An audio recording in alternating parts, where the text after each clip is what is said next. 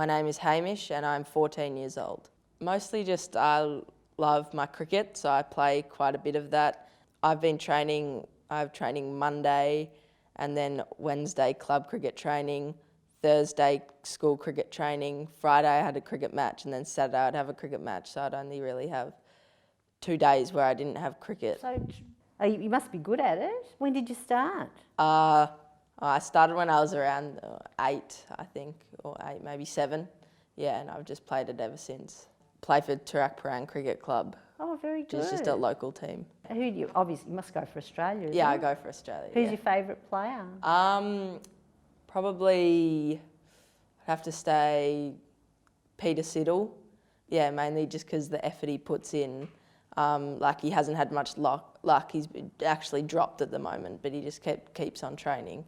Well, ever since last year, I've actually started running a small organisation that actually refurbishes old cricket bats and donates them to the disadvantaged all around Melbourne. All these people have these spare cricket bats that they don't use anymore.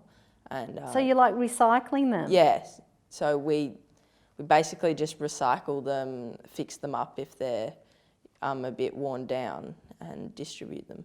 We went down to the Asylum Seeker Resource Centre earlier on, and we got to see the work they do there, and see some of the people who have come over from other countries seeking refuge. So goal is to just help integrate them into our community. So we found that a lot of these asylum seekers, they want to get out there, they want to make friends, and a key factor in doing this is through sport, but yet they don't have the adequate equipment.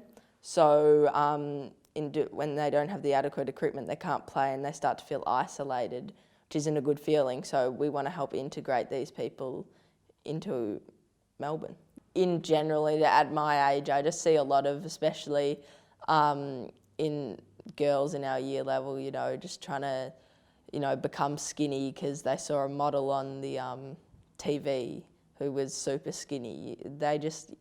The media portrays like these body types as something that's, accessible to all people, when really most of it's photoshopped. So just seen around, our year level 14 to 17-year-olds, you see a lot more drugs and alcohol come in and people pressuring other people to do things that are not only stupid, but they're breaking the law. And, I see a lot of people, if they don't do these things, people look down upon them and stuff like that. Like in year 7 and 8, I saw people blow hundreds and hundreds of dollars on a piece of expensive clothing, especially on things like FIFA, which is a computer game.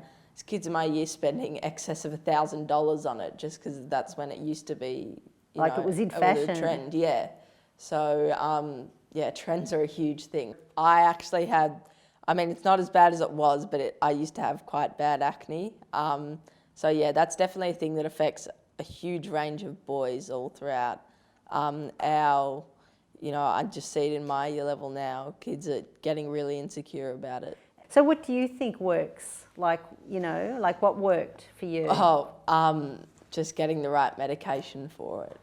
Really, there's a lot of misconceptions about it, going around that people have to be vigorously washing their face. But I just having mum who's a dermatologist, know what she's doing. So yeah, that was good. What do you see yourself doing in the future? Well, I want to go into law, be a lawyer and hopefully end up a barrister. And then eventually I actually want to end up working as a lawyer for the International Court of Justice eventually. Bats for Life is an organisation that is run by 6 teenagers who wanted to make a difference in the community. So what we do is we refurbish old cricket bats and distribute them to the disadvantaged. And if you would like to contact us, or you have an old cricket bat you would like to give us, please contact us at batsforlife.org or like our Facebook page. My name is Elliot Curdell. I'm 23 years of age. So tell us when you got into the basketball. Were you very young? Did you start playing? How did you get into it? 2004, I think it was. How old would you have been?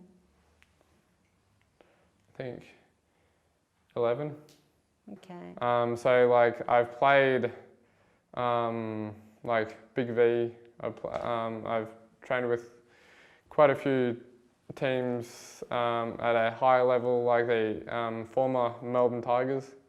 I've played overseas as well in the States, in Cleveland. Oh, Cleveland. Ohio. Ohio. So it's actually it's right near. For any basketball fans out there, yep. It's near Akron, and there's a guy that's been a real great figure in the NBA at the moment from Akron, LeBron James. I was there for a couple of weeks. Training there is like nothing like you get in It's military. Australia. It's military. It's military, and it's insane. Like it's good training. You think that training here is hard, like just imagine every time you make a mistake, you might be doing 10 full court sprints, every mistake.